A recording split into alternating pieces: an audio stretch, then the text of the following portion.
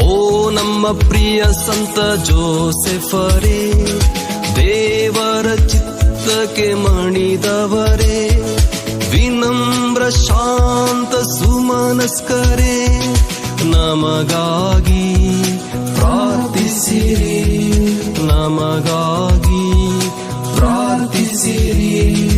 ಓ ನಮ್ಮ ಪ್ರಿಯ ಸಂತ ಜೋಸೆಫರೇ.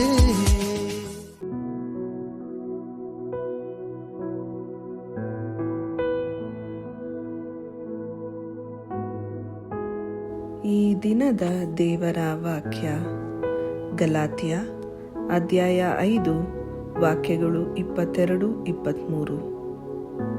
ಪವಿತ್ರಾತ್ಮ ದತ್ತವಾದ ಸತ್ಫಲಗಳು ಯಾವುವೆಂದರೆ ಪ್ರೀತಿ, ಆನಂದ, ಶಾಂತಿ, ಸಮಾಧಾನ, ಸಹನೆ, ದಯೆ, ಸದ್ಗುಣ, ಪ್ರಾಮಾಣಿಕತೆ, ಸೌಜನ್ಯ, ಸಂಯಮ ಇಂಥವುಗಳೇ.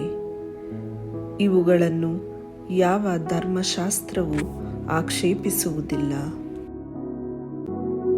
Praise the Lord.